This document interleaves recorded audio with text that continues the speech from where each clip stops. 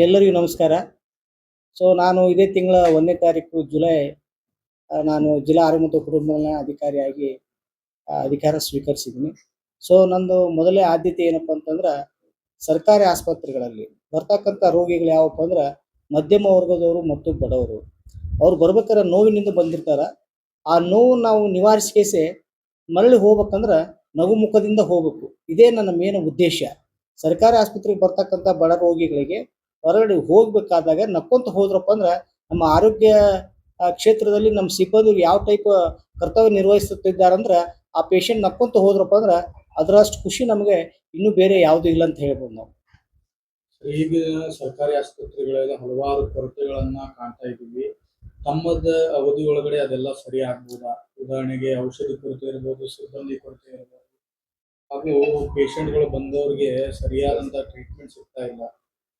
ಅದ್ರ ಬಗ್ಗೆ ಏನ್ ಹೇಳ್ತೀರಾ? ಮಾನ್ಯ ಹೋದ ತಿಂಗಳ 10ನೇ ತಾರೀಕು ನಮ್ಮ ಆರೋಗ್ಯ ಸಚಿವರಾದಂಥ ಯುಟಿ ಖಾದರ್ ಸಾಹೇಬ್ರವರು ನಮಗೊಂದು ಎಲ್ಲ ಜಿಲ್ಲಾ ಆರೋಗ್ಯ ಮತ್ತು ಕುಟುಂಬ ಕಲ್ಯಾಣ ಅಧಿಕಾರಿಗೆ ಒಂದು ಸಭೆಯನ್ನು ಏರ್ಪಡಿಸಿ ಸ್ಟ್ರಿಕ್ಟ್ ಆಗಿ ಎಲ್ಲಿ ವೇಕೆನ್ಸಿ ಇದೆ ಅದನ್ನ ಫಿಲ್ ಮಾಡಲಿಕ್ಕೆ ಹೇಳಿದ್ರು.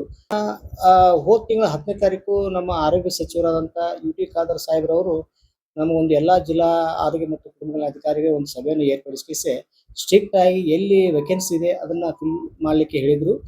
ಬಂದ ತಕ್ಷಣ ಮೊದಲೇ ಮಾಡಿದ್ದು ನಮ್ಮ ಸಚಿವರು 7ನೇ ತಾರೀಕು ಸ್ಟೇಟ್ಮೆಂಟ್ ನೀಡಿದಾಗ 8ನೇ ತಾರೀಕು DC ಮೇಡಮ್ನಿಂದ ಫೈಲ್ ಅಪ್ರೂವಲ್ ತೊಗೊಂಡು 9ಕ್ಕೆ ನಾನು ಪೇಪರ್ ಸ್ಟೇಟ್ಮೆಂಟ್ ಕೊಟ್ಟೆ. 15ನೇ ತಾರೀಕಿಗೆ ನಾನು ಎಷ್ಟು ಮಂದಿ ಡಾಕ್ಟರ್ಸ್ ಇದ್ರು ಅವನ್ನೆಲ್ಲರೂ ವಾಕಿಂಗ್ ಟ್ರಿಕ್ ಕರ್ಪಿಸಿ ನಮ್ಮಲ್ಲಿ 7 ವೇಕೆನ್ಸಿ ಇದ್ದು 5 ಮಂದಿ ಬಂದರು. 5ಕ್ಕೂ 5 ಮಂದಿಗೆ ನಾವು ಆರ್ಡರ್ನ ಕೊಟ್ಟು ಆಲ್ರೆಡಿ ವರ್ಕ್ ಮಾಡ್ತಾ ಇದ್ರೆ. ನಮ್ಮ ಧಾರವಾಡ ಡಿಸ್ಟಿಕ್ನಲ್ಲಿ ಟೋಟಲ್ 32 PSC ಬಂದರೆ 19 UPSC ಬರ್ತಾವ. ನಮ್ಮಲ್ಲಿ 21 ನಮ್ಮ ಕ್ಲಿನಿಕ್. ಓವರಾಲ್ ನೋಡಿದಾಗ ಈಗ ನಮ್ಮಲ್ಲಿ ಧಾರವಾಡ ಜಿಲ್ಲೆಯಲ್ಲಿ ಟೋಟಲ್ 52 ಗೌರ್ಮೆಂಟ್ ಹೆಲ್ತ್ ಫೆಸಿಲಿಟೀಸ್ ಇದ್ದಾಗ ಅದರಲ್ಲಿ 2 ಒಂದು ಅಮೀನ್ಬಾವಿ ಇರ್ಬೋದು, ಇನ್ನೊಂದು ಬೆಳಹಾರ ಇರ್ಬೋದು. ಈ 2 ಒಂದು PSC ವೈದ್ಯಾಧಿಕಾರಿ ಬಿಟ್ಟರೆ ಉಳಿಕಿದ ಕಡೆ ನಾವೆಲ್ಲ ವೈದ್ಯಾಧಿಕಾರಿ ತುಂಬಿದ್ದೀವಿ. ಈಗ ನಾನು ಪ್ರತಿಯೊಂದು ಈಗ ಮುಂಚೆ ಏನೈತಿ ನಾವು ಸರ್ಕಾರ ವತಿಯಿಂದ ಗೈಡ್ಲೈನ್ಸ್ ಪ್ರಕಾರ ಅರ್ಲಿ ರಿಜಿಸ್ಟ್ರೇಷನ್ ಅಂತ ಹೇಳ್ತೀವಿ ನಾವು. ಅಲ್ಲಿ ಗರ್ಭಿಣಿ ತಾಯರನ್ನ 12 ವಾರಕ್ಕಂತ, ಈಗ ಏನು ಮಾಡಿದ್ರು ಸರ್ಕಾರದಿಂದ 10 ವಾರಕ್ಕೆ ಅಂತ. ನಾನು ಕಂಪಲ್ಸರಿ ಎಲ್ಲ ಸಿಟಿಯಲ್ಲಿ ಇರ್ಬೋದು, ಹಳ್ಳಿಯಲ್ಲಿ ಇರ್ಬೋದು, ಯಾರು ಗರ್ಭಿಣಿ ಅಂತ ಇಮಿಡಿಯೇಟ್ ಕಂಡು ಬರ್ತಾರೆ ಅವನ್ನ ರಿಜಿಸ್ಟ್ರೇಷನ್ ಮಾಡಿಸಿ ಅವ್ರು ಫಾಲೋ ಅಪ್ ಮಾಡ್ಲಿಕ್ಕೆ ಹೇಳ್ತೀನಿ. ಯಾಕಂದ್ರೆ ನಮ್ಮಲ್ಲಿ ತಾಯಿ ಮರಣ ಶಿಶು ಮರಣ ಆಗಬಾರ್ದು ಅನ್ನೋ ಉದ್ದೇಶದಿಂದ ನಾವು ಅರ್ಲಿ ರಿಜಿಸ್ಟ್ರೇಷನ್ ಮಾಡಿಸಿ ಅವ್ರಿಗೆ ಅಂಗನವಾಡಿಯಿಂದ ಪೌಷ್ಟಿಕ ಆಹಾರ ನೀಡಿಸಿ ಮತ್ತು ಮಕ್ಕಳು ಇಮಿಡಿಯೇಟ್ ಆದಮೇಲೆ ಅವ್ರಿಗೆ ವ್ಯಾಕ್ಸಿನೇಷನ್ ಮಾಡಿಸಿ ಯಾವುದೇ ರೋಗ ರುಜಿನ ಬರಬಾರ್ದು ಅನ್ನೋ ಉದ್ದೇಶದಿಂದ ನಾವು ಒಂದು ಕಟ್ಟುನಿಟ್ಟಿನ ಕ್ರಮ ಕೈಗೊಳ್ಳಲು ಎಲ್ಲ ನಮ್ಮ ಸಿಬ್ಬಂದಿಗೆ ನಾವು ಸೂಚನೆ ಅದೇ ಪ್ರಕಾರ ಎಲ್ಲರೂ ಕೆಲಸ ಮಾಡ್ತಾರೆ. ಖಂಡಿತ ನಾನು ಹೇಳೋದೆಲ್ಲ ಸತ್ಯ ಅಂತ ಹೇಳ್ತಲ್ಲ. ಹಿಂದೆ ಅದು 1 ವರ್ಷ 2 ವರ್ಷದಿಂದ ಇತ್ತು.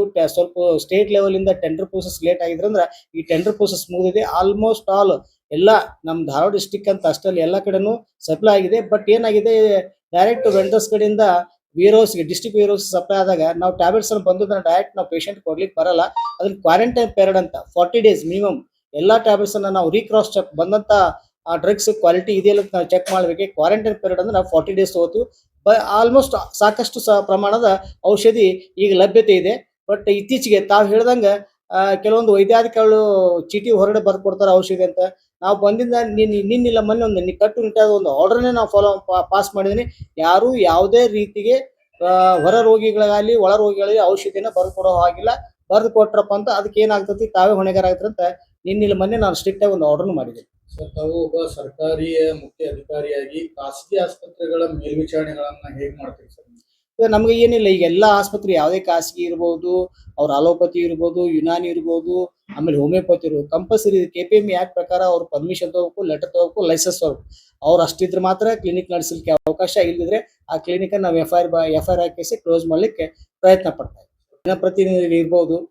ನಾನು ಹೇಳ್ಬೇಕಂದ್ರೆ ನಾ ಬಸವಣ್ಣವ್ರು ಆಯ್ತು, ಅಂಬೇಡ್ಕರ್ ಆಯ್ತು, ಕಾಯಕವೇ ಕೈಲಾಸ ಅಂತ ನಾ ಬಂದಾಗ್ಲಿಂದ ನಾನು ಕಡು ಬಡತನದಿಂದ ಬಂದಂತ ವ್ಯಕ್ತಿ.